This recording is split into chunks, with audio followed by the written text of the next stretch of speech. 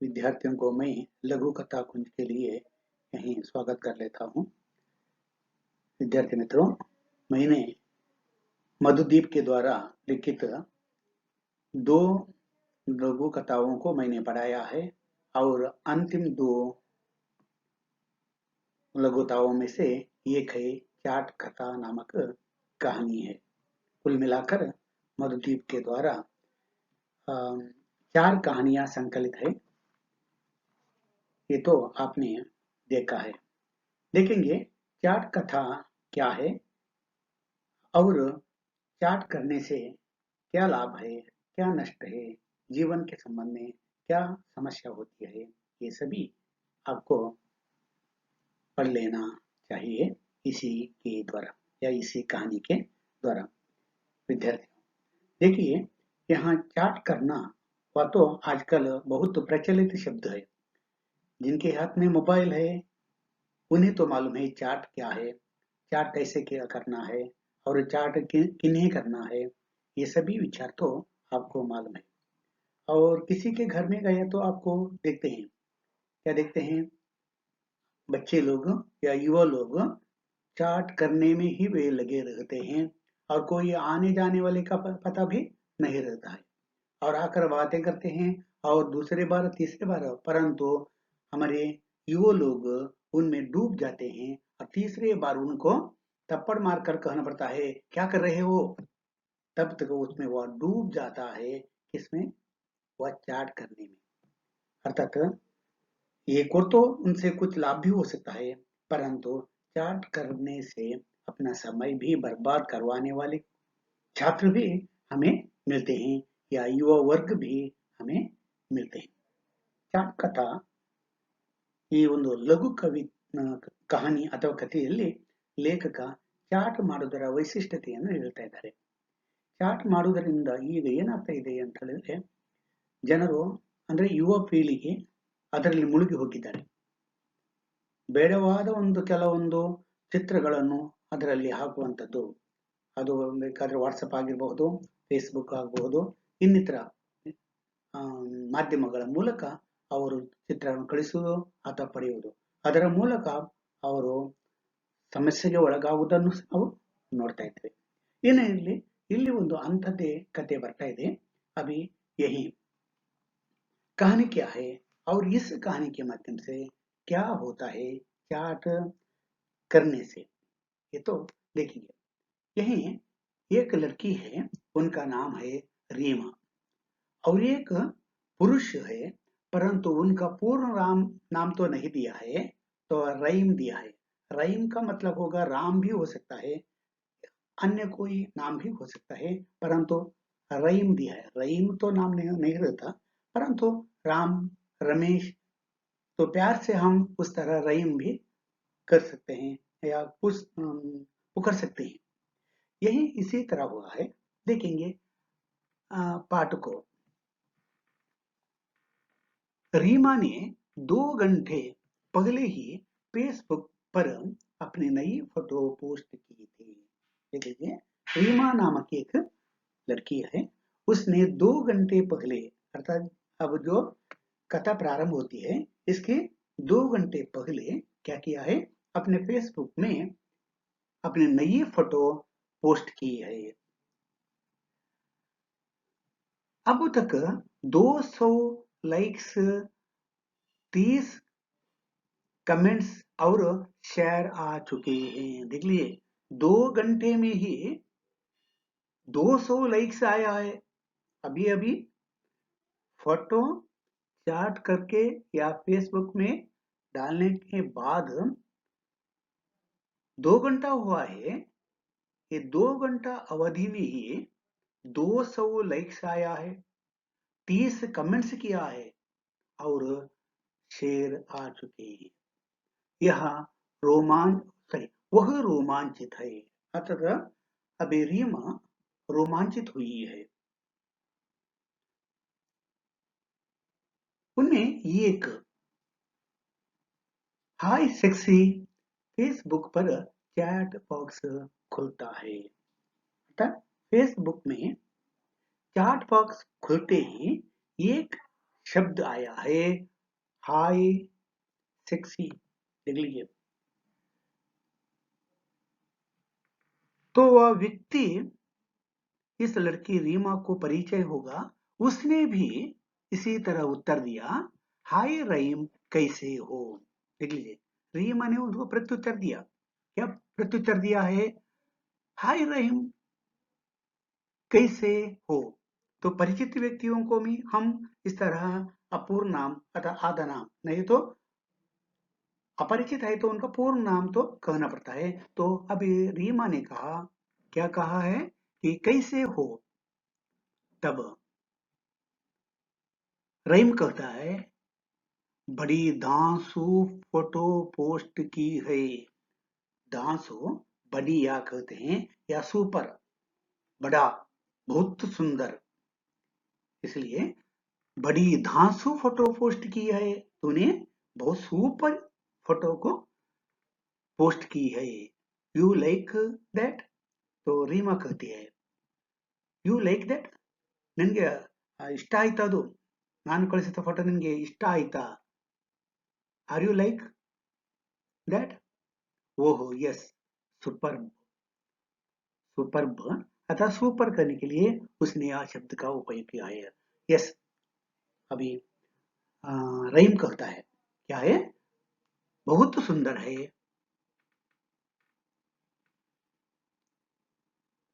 तब रीमा कहती है, थैंक्स ए लॉट, धन्यवाद, मेरे फोटो को प्रशंसा करने के लिए धन्यवाद।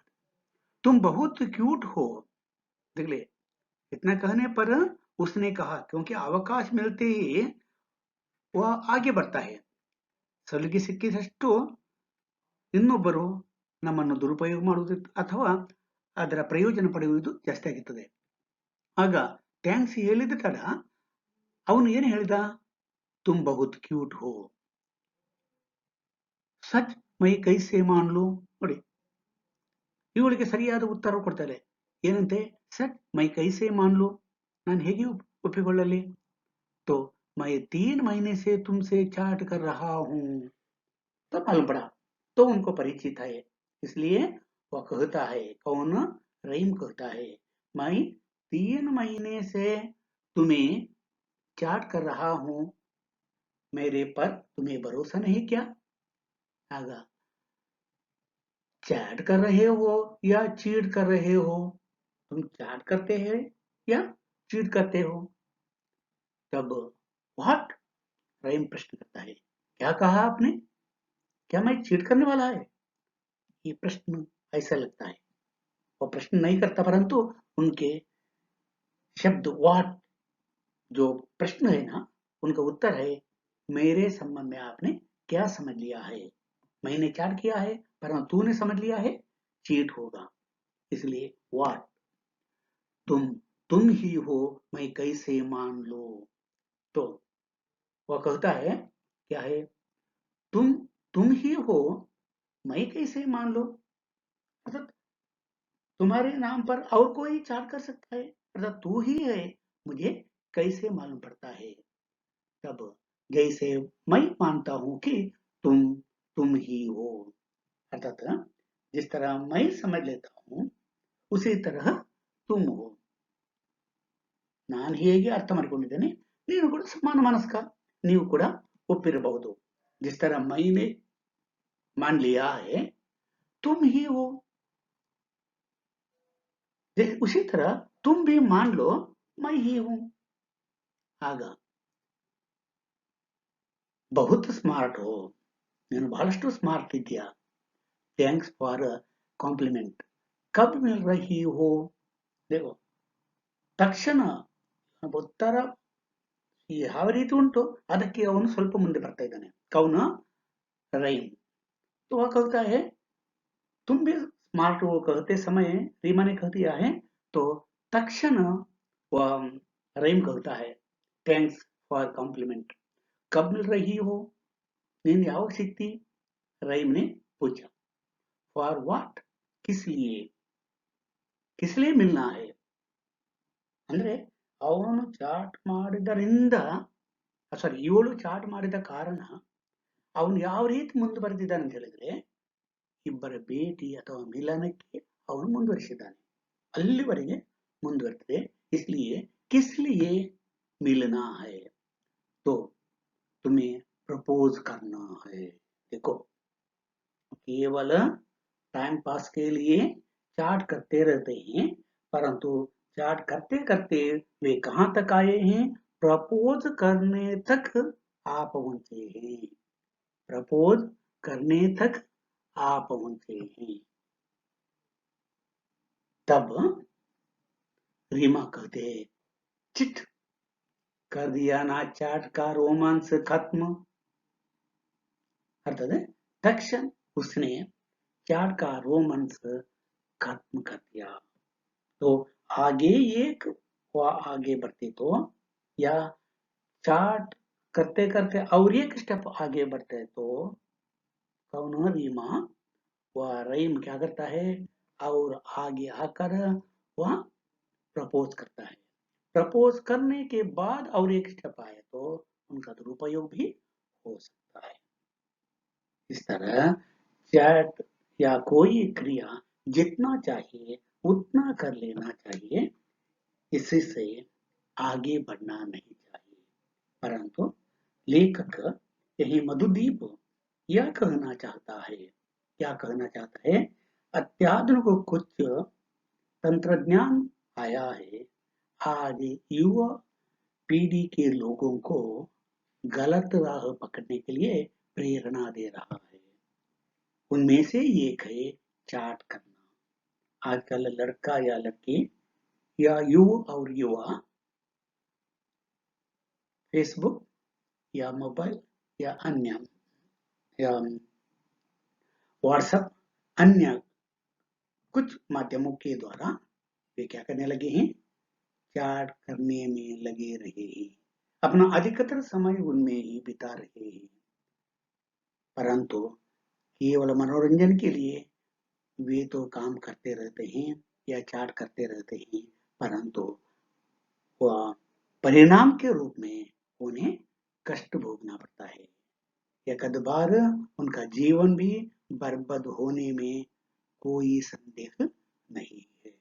तो रीमा अब जागृत होने के कारण तो बंद हुआ है, परंतु और एक बार कब मिल रही हो कहते समय वह दूसरे बार चैट करके इतने समय में या यहाँ मिलती हूँ कह देते तो उनका जीवन क्या होता है देख लेना,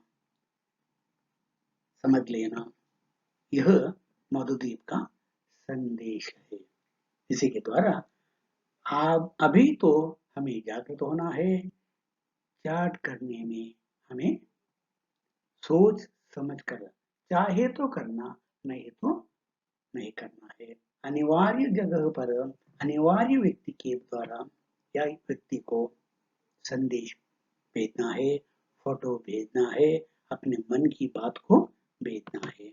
यही इस कथा के माध्यम से लेखक हमारे सम्मुख संदेश देता है. इसी के साथ मैं यह चैट कथा जो लघु कथा है, यह कथा समाप्त कर देता हूँ. मधुदीप की अंतिम ये कथा है, वह है हिस्से का दूध. हिस्से का दूध.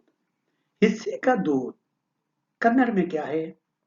तन्न पालिನ हाಲು. तन्न पालिನ हाಲು. यही हिस्से अथवा पाल. इस कहानी में लेखक मधुदीप जी कौन सा संदेश देता है? लघु कथा में जरूर एक संदेश तो होना ही चाहिए. यही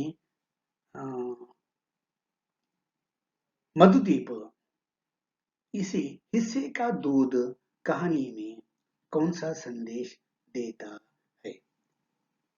यहाँ एक विचार तो जरूर हमें देख लेना चाहिए.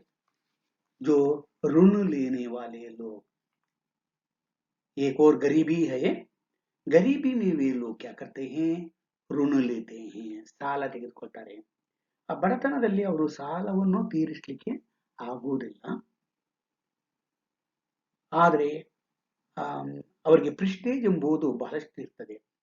ಬಡವರಿಗೆ ಪ್ರೆಸ್ಟೇಜ್ ಎಂಬುದು ಬಹಳಷ್ಟು ಇರ್ತದೆ.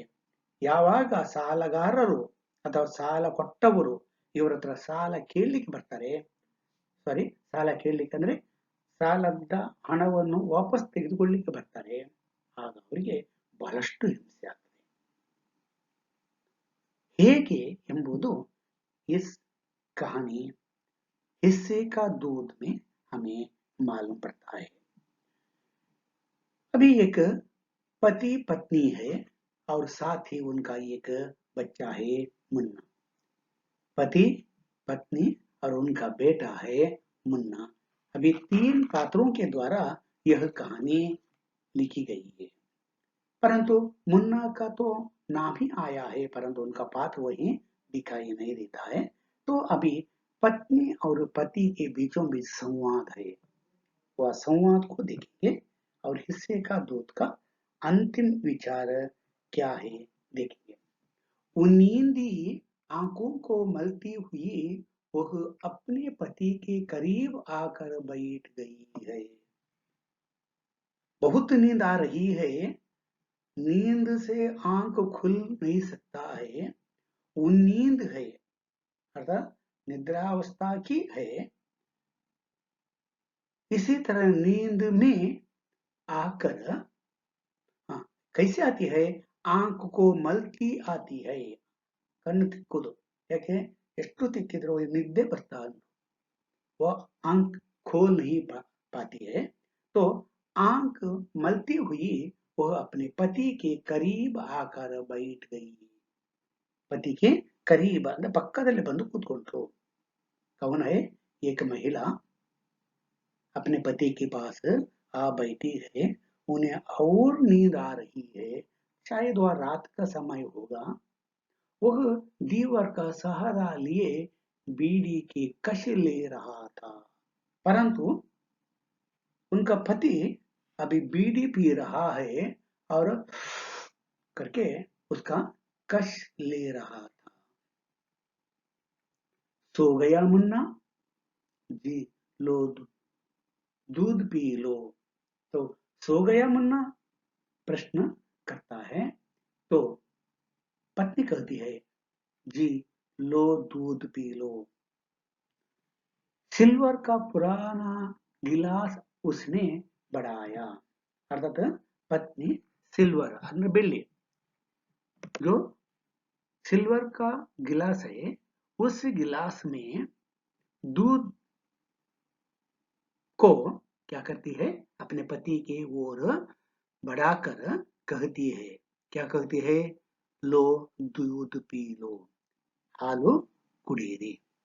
ಯಾರು ಯಾರಿಗೆ, ಪತ್ನಿ ತನ್ನ ಪತಿಗೆ ಸಿಲ್ವರ್ ಲೋಟೆ ಅಂದ್ರೆ ಬೆಳ್ಳಿ ಲೋಟೆಯಲ್ಲಿ ಹಾಲು ಕೊಡ್ತಾ ಹೇಳ್ತಾ ಇದ್ದಾರೆ, ಹಾಲು ಕುಡಿಯಿರಿ। नहीं मुन्ने के लिए रख दो, उठेगा तो। देखो ಎಷ್ಟು ಒಳ್ಳೆಯ ಅಭಿಪ್ರಾಯ ನೋಡಿ, मुन्ना बेटा अभी उठेगा, उनके लिए रख दो, नहीं तो वह रोएगा। तो ये ग्लास या लोटा दूध के लिए वह फैमिली तरसने लगी है, यह तो मालूम पड़ता है। नहीं तो पीता है और कुछ रहता है ना, वह तो मुन्ना को दे सकता, परंतु अभी वह कहता है, कौन, पति कहता है मुझे दूध नहीं चाहिए, क्योंकि वह दूध को किन्हें देना है, बेटे मुन्ना को। और उठेगा तो वह गिलास को माप रहा था, देख लीजिए वह गिलास को माप रहा था, मापना मौल्य करना, इस तरह देखता आ रहा है। और सिल्वर ग्लास ಇದಕ್ಕೆಷ್ಟು ರೇಟ್ ಬರಬಹುದು। सामान्य तौर पर जो बुरी आदत में फंसने वाले लोग, सामान्य तौर पर गरीब लोग क्या करते हैं, अपने आदत को पूरा करने के लिए, आदत और हैबिट, घर में मूल्यवान जो चीजें हैं बेचने लगते हैं। ಕುಡಿತದ ಅಥವಾ ಸಿಗರೇಟ್ ಅಥವಾ ಯಾವುದಾದ್ರೂ ಅಭ್ಯಾಸ ಇದ್ದವರು ಹಣ ಇಲ್ಲದಿದ್ರೆ ಮನೆಯಲ್ಲಿ ಮೌಲ್ಯಯುತವಾದ ವಸ್ತುವನ್ನು ಮಾರುವಂಥದ್ದು, ಅವರಿಗೆ ವ್ಯಾಲ್ಯೂಯಬಲ್ ವಸ್ತುಗಳು ನೋಡಿದ ಕೂಡಲೇ ಓ ಇದಕ್ಕೆ ಇಷ್ಟು ರೇಟ್ ಬರಬಹುದು, ನನಗೊಂದು 2-3 दिवस कळीಬಹುದು, इस तरह विचार करते हैं। उसी तरह आज वह लड़का सॉरी पति पति विचार करने लगा है, गिलास को माप रहा है।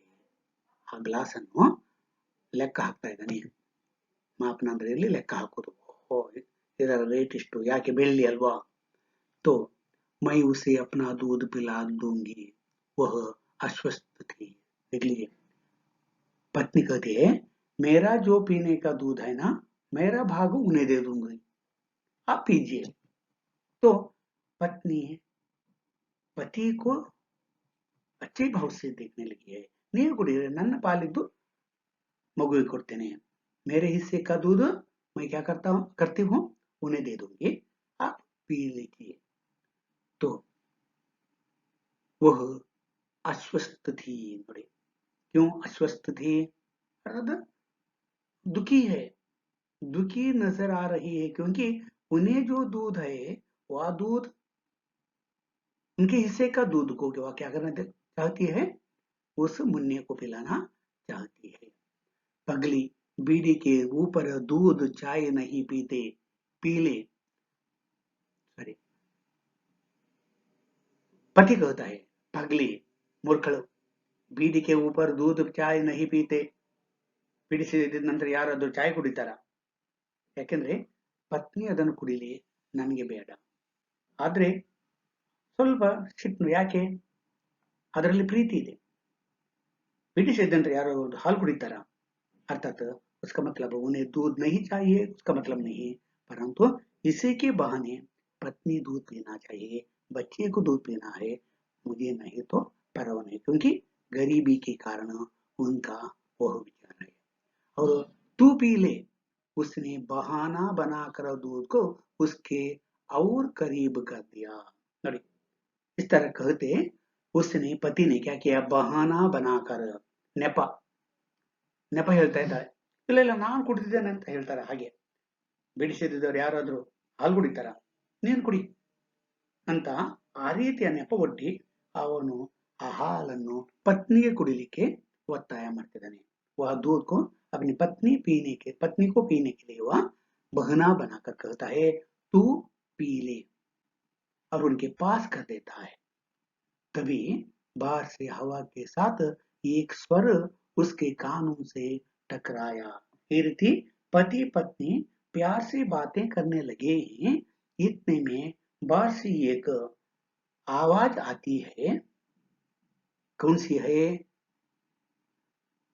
ಹವಾಗೆ ಸಾಥ್ ಏಕ್ ಸ್ವರ, ಗಾಳಿಯ ಒಟ್ಟಿಗೆ ಒಂದು ಸ್ವರ ಅಂದ್ರೆ ಏನು, ಹೊರಗಿಂದ ಒಂದು ಸ್ವರ ಕೇಳಿ ಬರ್ತಾ ಉಂಟು। उनके कानों में टकराया, उसकी आंखें कुर्ते की खाली जेब में घुस गई। तो वह आवाज सुनते ही अपने कुर्ते के जेब में हाथ डालता है, परंतु क्या है, खाली जेब है, अर्थात उनके जेब में पैसे नहीं है।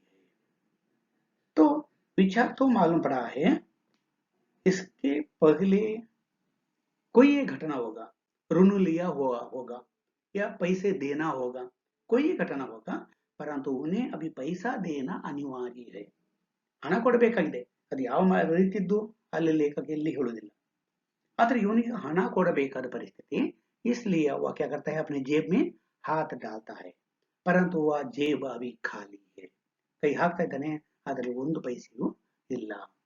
तो सुनो जरा चाय रख देना, पत्नी ಹೇಳ್ತಾ ಇದ್ದಾನೆ, ಸ್ವಲ್ಪ ಚಾಯ್ ಮಾಡು। पत्नी से कहते हुए उसका गला बैठ गया। अरे पत्नी से वो इस तरह कहता है, कहते कहते उनका गला बैठ गया है, ಅಂದ್ರೆ ಏನು, अर्थात वो टायर्ड हुआ है, अर्थात अभी वह विचार करता है, जो माप कर रहा था ಅಂತ ಇತ್ತಲ್ಲ, ಯಾವುದು, जो सिल्वर का जो गिलास है उसको बेच कर तो ऋण देना है, यह विचार से आज उन्हें दुख होने लगा है। यही इस कहने का तात्पर्य है। पति पत्नी दोनों बच्चे के लिए जीवन बिताने लगे हैं।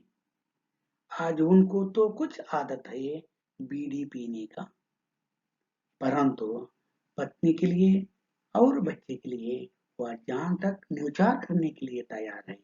परंतु उनकी गरीबी उन्हें सीधा जीवन या आराम जीवन बिताने के लिए नहीं छोड़ने लगी है।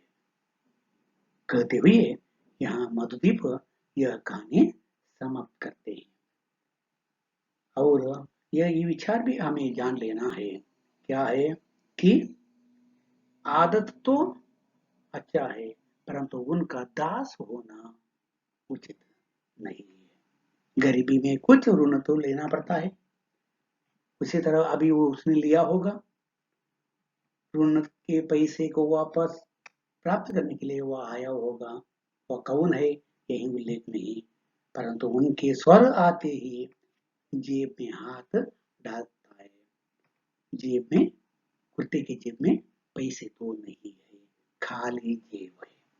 उसका मतलब है आज उनका जो दुख है वह और बढ़ने लगा है, क्योंकि अंतिम वाक्य कहने जा रहा है, क्या है, गला बैठ गया है, अर्थात उनके मुंह से शब्द निकल नहीं पाते।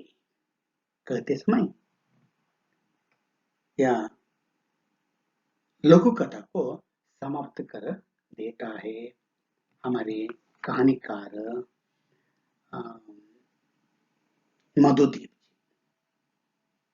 अतः मधुदीप के द्वारा लिखित 4 कथाओं को हमने अभी पढ़ाया है।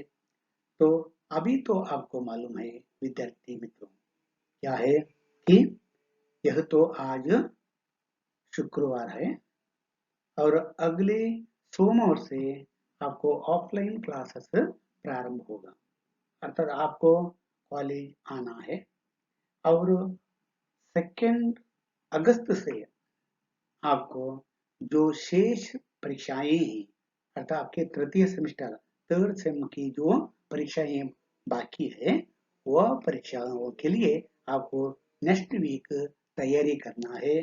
तो इसलिए हमारा जो भाषा अध्ययन अगले पीरियड में शायद नहीं होगा, क्योंकि आपको मालूम है 3rd सेमेस्टर के लैंग्वेज हिंदी, कन्नड़ा, अंग्रेजी वह तो परीक्षाएं हो चुकी है। 4th सेमेस्टर के लिए बाद में देखेंगे। अभी तृतीय सेमेस्टर की जो बाकी परीक्षाएं हैं उनके लिए आप तैयारी कर लीजिए और बाद परीक्षा होने के बाद हम आपसे मिलेंगे। आज मैं यह पाठ समाप्त कर देता हूँ। यह वीडियो सुनने के लिए, देखने के लिए आपको बहुत बहुत